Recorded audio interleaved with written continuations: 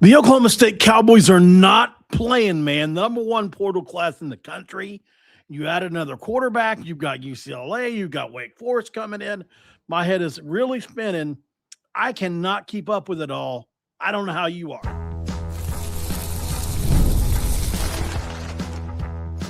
You are Locked On Oklahoma State, your daily podcast on the Oklahoma State Cowboys, part of the Locked On Podcast Network, your team every day.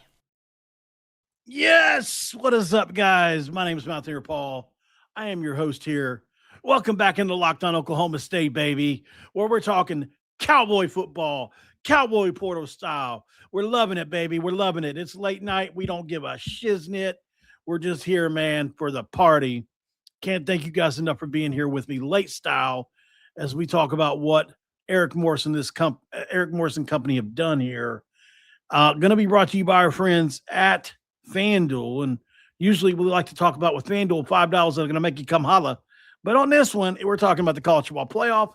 It is here, and FanDuel is the best place to get in on the action all playoff long. So I visit FanDuel.com, so should you, to get your college football playoff profit boosts every game day. And thanks for making Locked On Oklahoma State your first listen and for being a part of the Locked On Podcast Network, the number one sports podcast network in the world right now, where we talk about your team, the Pokes, every single day. All right, guys. So you added a quarterback. I consider that to be the headliner of the group. I know there are others. Watched this tape today, spent about an hour on it. That's all I could do. He's interesting. So we're going to check him out. West Virginia's had a bunch of ads today too, guys. And basketball game versus Kansas today. It's just been all nonstop today, and I had a bunch of driving to do. So, but we will get there. Let's go through the list here. We'll go ahead and talk about the quarterback first. And Grant Jordan, you know, he was at Yale, where he was really good there. Really good at Yale. 22 touchdowns, 3 interceptions, 1,938 yards, and he is a dual threat. Last year at UMass, a mix of injuries and a new spot, move up in competition. I think the all of it, but he has a ton of upside and a ton of talent, and I can see why Eric Morris would want to bring him in. He's mobile, like Drew Mestemaker is.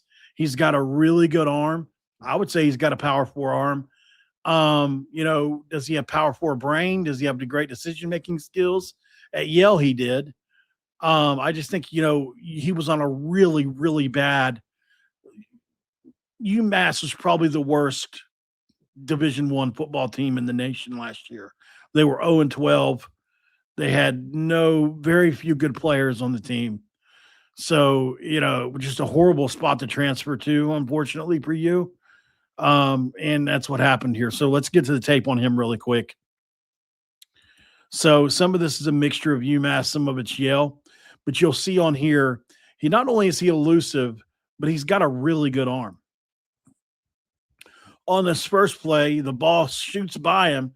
He's got to make a guy miss. He's got to climb up into the pocket, and he throws it late and across the middle and the dude makes a play on it. Nice ball. Here, how about Iowa? That's high level D, isn't it? And he escapes Iowa's defense, running around like Patrick Mahomes, and gets absolutely blasted and makes a play on it. Here he is, 3-step drop, beautiful ball dropping it in the bucket. Great throw down the field there. RPO here, 3-step drop, and lays one just so beautifully in there. I mean, you can't drop it better. Here we go against Iowa again. Play action fake. You roll back out to your left, escape pressure, and look at the cut ability to get to the end zone against an elite Iowa defense. Here we go, just a 3-step drop. You look off to safety. You look back to your left and roll right, throwing across the middle, late and across the middle again, which is a bad habit for a touchdown. Here we go, first read, and it's out, and it's a nice little post. Here we go, 3-step drop, escaping pressure. He's very good at it, guys. This dude is a dual threat. I'm telling you, you're in good hands backup-wise. Once again, stepping up in the pocket and on the run. He's got a little Mahomes in his game. Here we go. You drop it. You go 7-step drop, and you just That's an NFL throw from one hash to the next against Missouri. Here we go, RPO, and it's just straight to the house on a designed quarterback run. I don't know if it's designed or not, but, he kept it. A little bit of happy feet there, but just an excellent throw. Just an excellent throw there. And here you can see again, whenever he's able to stead his feet and make a throw, he can sling it. This guy has a powerful arm. He's definitely got powerful mobility, and he can drive the ball deep and outside the numbers. He can throw the ball on the move. He can do things on the move, and he can certainly run the hell out of the football. And you look there, he manipulates the safety with his eyes. Look at that elite cut ability for a quarterback anyways. This kid can play. I really love what I see from his film. He's a fast processor. He's accurate on the underneath stuff. He's got a pretty low turnover profile. His pocket presence is calm at times, but other times it's not. At UMass, it wasn't. At Yale, it was. And I think he's system ready immediately. He's going to come in. He's going to be able to run the offense. I think he could be a quarterback number 2 for you guys and an emergency starter. And I think he's a guy that you really like behind Drew Mestemaker going forward. And, he's a dude I really think can play at the next level if he's got good talent around him. He's not Brandon Whedon, right? He's definitely not. So he doesn't have an elite arm. He can't sling it all over. But he does have a good, accurate arm. I think he's probably – if Drew Mestemaker is an 8 out of 10 on arm strength, this guy's probably a 6, right? Maybe a 5. But where he lacks arm strength, he makes up for it in some pretty good accuracy. And as a mobile, he's right there with Drew Mestemaker as far as mobility goes. So I don't know if he has a straight line speed, but I mean, I don't know. It's pretty close. The guy can run, but we got to move on to the next player. Obviously, guys, there's just so many to get to here as you guys have added a ton of players. Isaiah Chisom, linebacker from UCLA. When he was at Oregon State, he was an excellent player. This is a redshirt sophomore. At UCLA, he had 84 tackles, 2.5 tackles for loss, 2 forced fumbles, 1 pass breakup, and a quarterback hurry. At 2024 at Oregon State, he had 75 tackles, 5 tackles for loss, 2 quarterback hurries, and a forced fumble. 2023 at Oregon State, he had 14 tackles, 4 tackles for loss, and a sack. This is a 3-down linebacker, guys. He's going to be able to come in and play a bunch of different sub packages too. He's got elite play recognition. Watch him on film. He diagnoses plays very quickly, and he's also calling the defense in some of these. He's a consistent downhill finisher. He gets downhill quick. He makes the hit, and dudes go down. It's pretty simple. He's got a really high motor too, and he's got high snap endurance. I looked a couple games. He got way up in the snap count, 50, 60 plays, 70 plays, so he's also got turnover awareness. Well, he will peanut punch at it. He will strip at it. The peanut punch that Jacob Rodriguez made repopularized this past year at Texas Tech. So those strip attempts matter. And he's a proven Power 4 starter at 2 programs, Oregon State when they were Power 4 and now UCLA. The only negative I could really come up with, because this is a day 1 starter, a potential defensive centerpiece, and I've got this at 5 orange stars. The only negative thing I could come up with is he hasn't been a part of winning. And I do think it is important to bring guys in that have been part of winning or surround guys that have been part of losing with guys that have been part of winning and slowly change that expectation, because there is something to it. UCLA and Oregon State have both been really bad lately. I don't know if he was on that Oregon State team that was – what years was he at Oregon State? Let me check on that, actually, now that I'm thinking about it real time. No, he was on that 2023 Oregon State team. Hold on a second. Let me make sure I'm correct on that. But I think they were pretty good. 2023 Oregon State record. Yeah, they were 8-5, 5-1 in the conference. That's what I thought. So they were a pretty decent team in 2023. Now in 2024 they were 5-7. We all know UCLA was just terrible. So you can't. it's not like he hasn't been a part of any winning. I'm just saying he's not coming from a really winning program. I hadn't forgot about you guys. I had to take a day off for myself, guys, and I'm really sorry about that. And then I got way too late into today, but I realized that a lot of you guys are like an hour behind me. So I figured, you know what? I'll go ahead and just do one since, so I'll be back on a normal schedule tomorrow, guys. I just I went, and this is no lie, and it's my own fault, but I went 5 days in a row from 10 a.m. to 10 p.m. and barely got up from my computer to pee. One time I peed in a cup, to be honest with you. Like that's how little time I felt like I had. So I just had to, you know what I mean? I just had to take some me time and I had to cut you guys out for a day. So I'm trying to catch up here, but let's go to break really quick and we'll come back and talk about all these other commitments you guys have. I mean, there's just so many more to get to. You got Power Four guys coming in from everywhere. Washington. You've got guys coming in from I think you got just so many players coming in. You got a guy from Michigan State. You got a guy coming in from Wake Forest. I mean, this is Power Four talent coming in. Talk about it next, right here on Locked On Oklahoma State.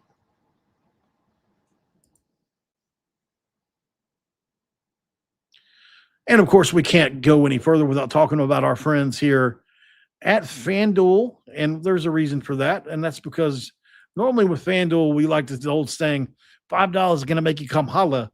But on this one, we're talking about the college football playoff. And FanDuel is giving all customers even more ways to get in on the action every single game day of the playoffs. Because right now, every college football playoff game day, FanDuel users get a profit boost waiting for them in the app. That's right. Right now, every college football playoff game day is there for you. And here's what I love about it. You get that profit boost on the bets you already feel good about. You can ride with the favorite. You can take a shot on the underdog, or you can build a parlay around the players at moments you think decide the game. It's pretty good stuff. So go ahead and apply that profit boost and go after even bigger winnings today. And when you win, FanDuel pays it out instantaneously, which is perfect for playoff football. You don't have to wait 24 hours, 48 hours, 72 hours like some places. FanDuel is the best place to get into the action all playoffs long. So visit FanDuel.com to get your college football playoff profit boost every game day. It's segment 2, and I'm going to crack a do because it's 11:32 at night where I'm at. I'm doing you guys a favor. To be honest, though, I'm such a football nut that it's not like I don't hate this, right? It's not like I'm doing the job that I hate at 11:30.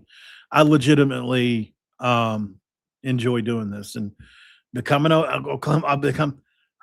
Oklahoma State fan. Don't tell the others.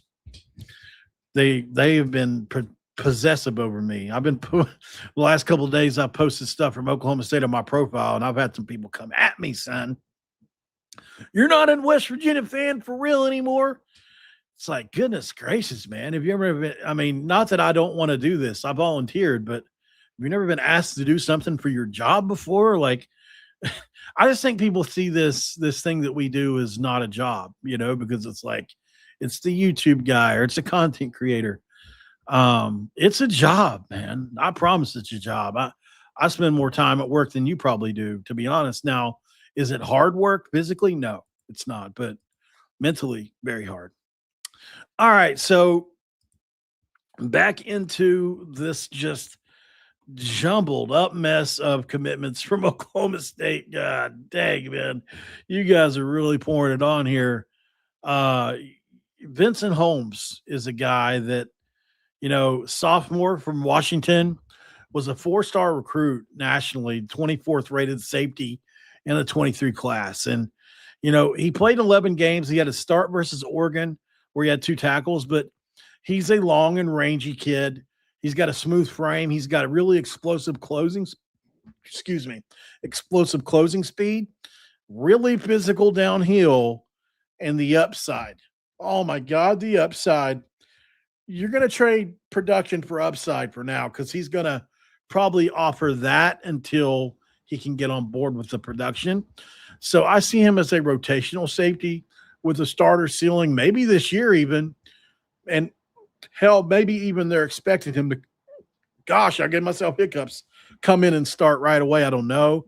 But I'm going to make an assumption that he's probably going to be, a backup for now. Moving on to Trey Page. This is an interesting one here. 5'9", 180 pounds, really, really explosive runner. He's coming over from TCU. This is a Georgia kid. TCU is active in Georgia, man. I can't tell you how many guys I've seen in Georgia that are looking at TCU, but this is a quick twitch accelerator. He's got good vision in zone concepts, man.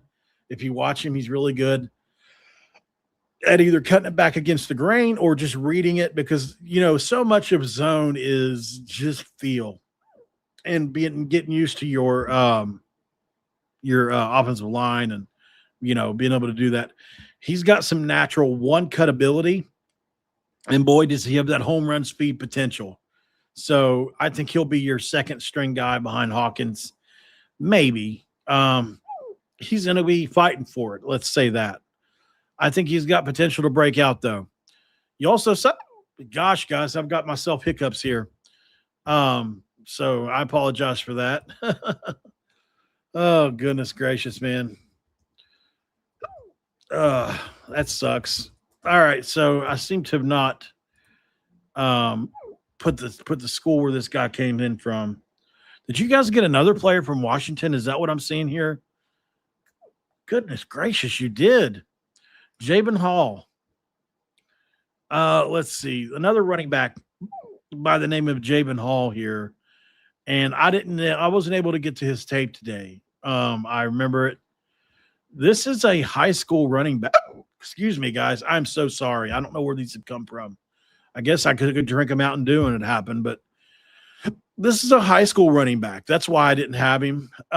So I checked the list of commitments right before I came on.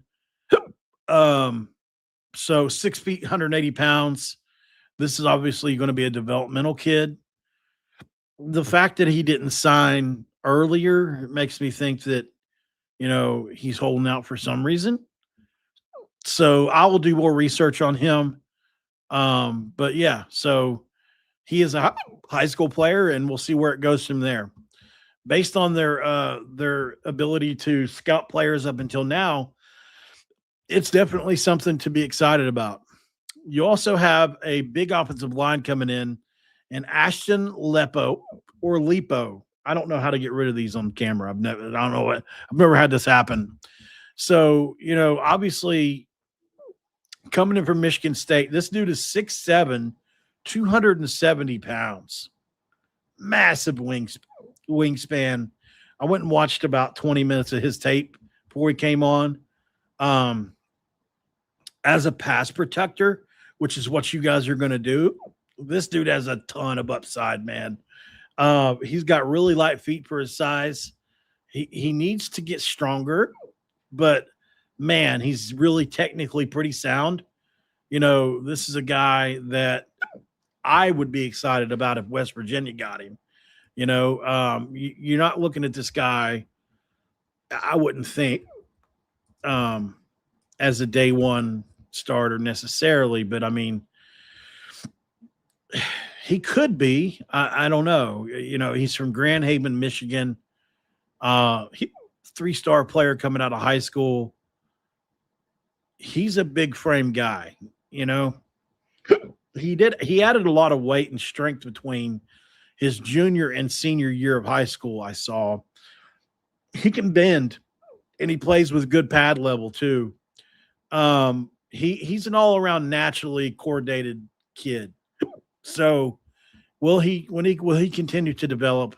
I don't know, but he's going to get better, especially, I see him at 280. I'm so sorry about this.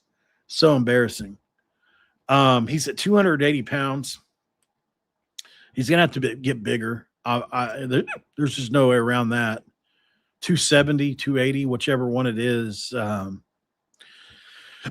I would say that's definitely somebody you gotta probably put some time and effort into. But I mean, it's a big ad just for the future of it all. For some reason I don't have all the stats on every player. Okay, so you got another big time one in from Wake Forest and Chris Barnes. This is somebody West Virginia was looking at. 39 catches, 547 yards, and 3 touchdowns. This is your typical undersized. He's 5'7", 168. He's from Houston, Texas. So this gets you back closer to home, obviously towards Stillwater, and a big ad for the Pokes. I would imagine this is a guy that's going to be right there in the rotation, a guy that's going to be playing multiple plays a game for you guys. And, you know, when I looked on tape, I saw a kid that had the really slot type quickness, sudden change of direction. He's a good space creator. He's useful if we put him in motion. And he's got that special teams value too that we don't talk about enough, which means, like, you know, this is a guy that you can put on kick return, punt return, etc. Obviously, that's what that means. So the role for him is like slot / gadget is what I would probably put, and also depth. So it's a big one. You know, you guys needed it. You got it because, I mean, Mestemaker's got to have guys to throw to, and you've only brought 2 or 3 guys in at last I checked. So we shall see. We shall see. I got in touch with a visitor that you guys have coming in, which we'll talk about after the break as well. Stick around.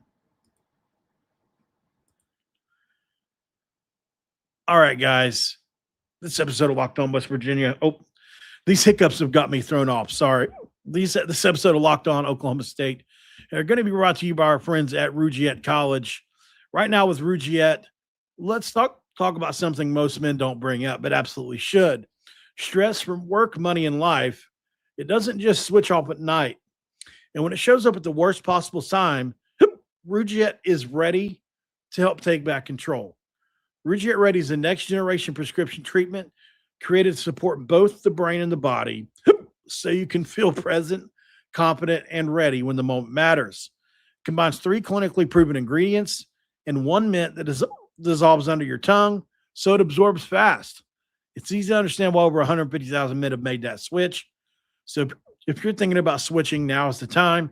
That's rugiet.com/lockedoncollege, rugiet.com/lockedoncollege. You get 15% off your order for a limited time with Rougiette Ready. Feel present, feel confident, and feel ready.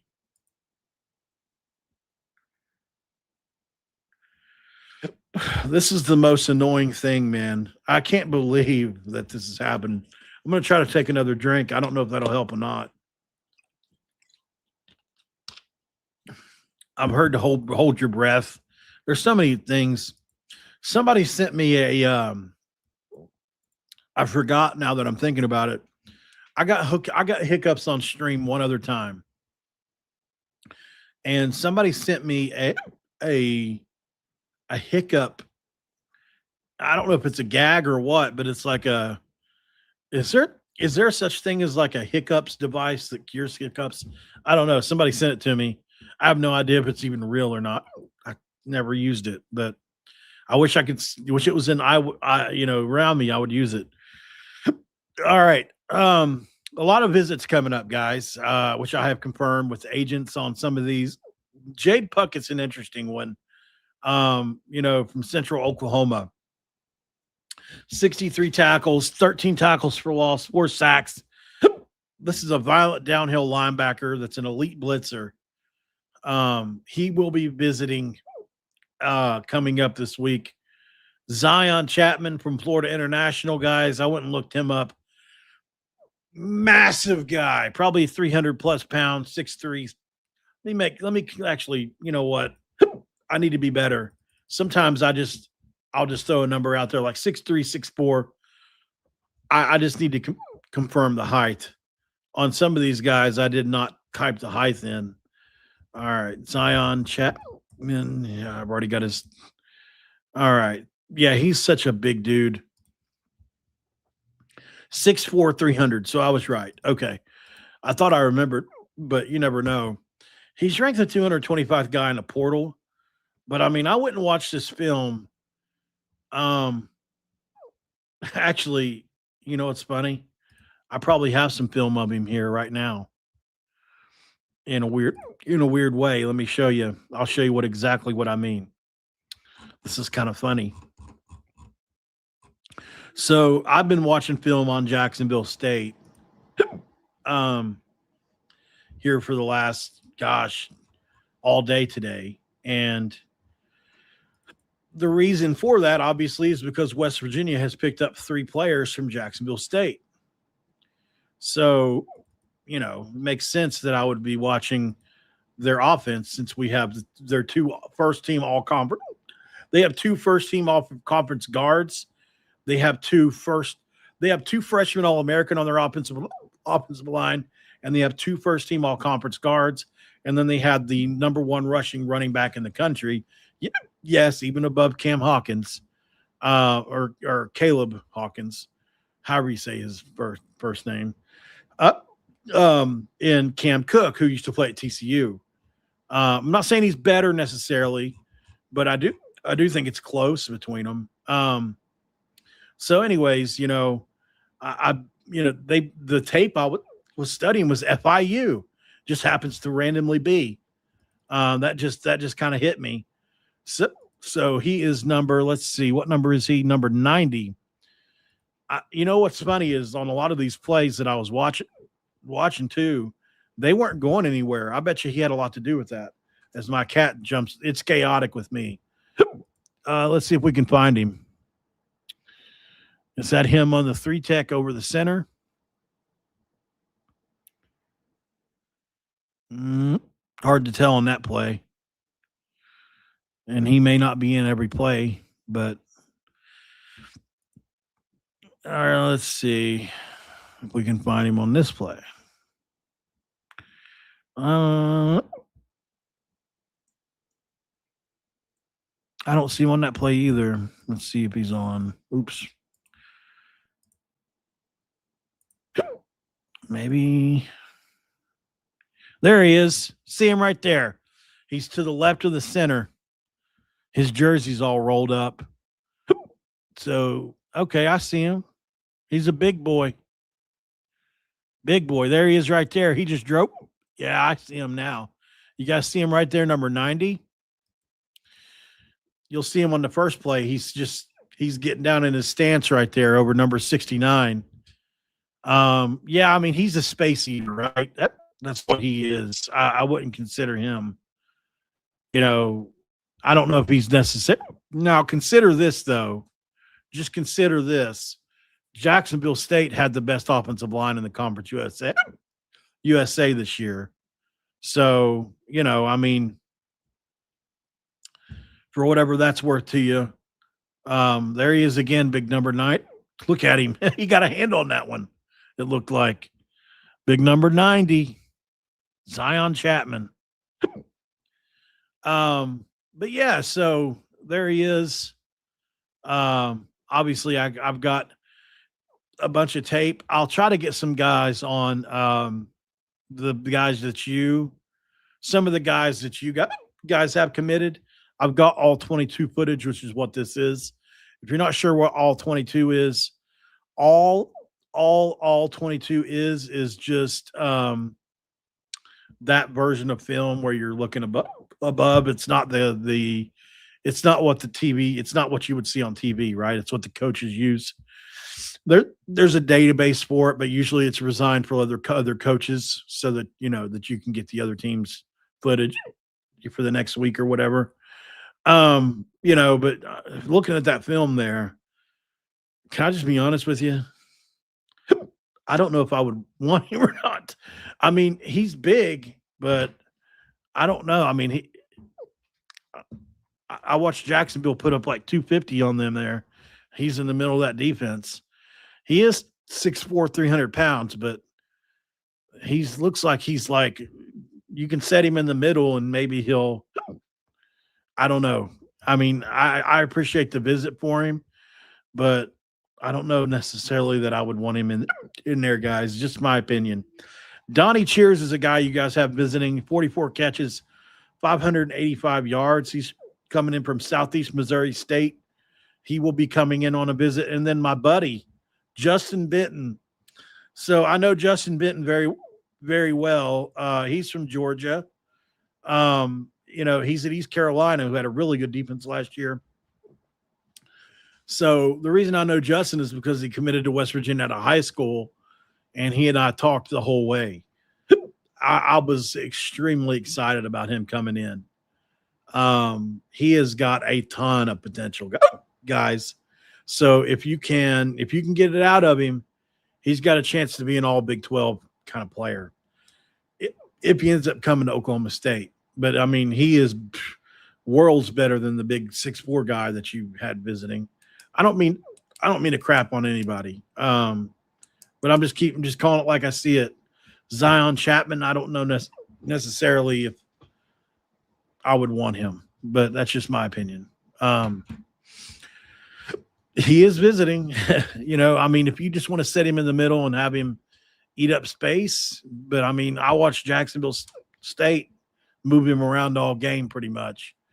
I mean, he did get in the way a couple times for sure. I mean, it's not like it's all on him to do it, but I also have to consider that Jacksonville State had, like I said, 2 freshman All-Americans and 2 first-team All-Conference guards. So maybe it's not fair to judge him based on that film. And 2, then they'll probably start for West Virginia this year.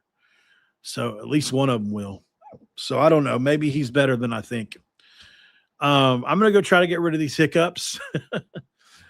We'll keep an eye on what you guys have going on. I apologize for the janky nature of this episode. It's not as smooth as some of the other ones have been, but I'm a little wonky. It's 11:51 where I live, and I've got the hiccups, which is just throwing me off all evening here. So thanks for making Locked On Oklahoma State your first listen, and we will check you guys out tomorrow, where I'm sure you guys will have 20 more commitments, and we'll see what the Pokes are up to tomorrow. Thanks for everything, guys. Make sure you like, subscribe, share. We're only 60 away from 10,000 here. Let's get Cody to 10,000. Would really appreciate that so much. I bet that would be a great surprise for him. If you've got family nearby you, sitting around you, or your kids or somebody, just have them subscribe to the channel, to try to bump that number up for us. That would help a lot. See you guys tomorrow. Have a great rest of your day, and go Pokes.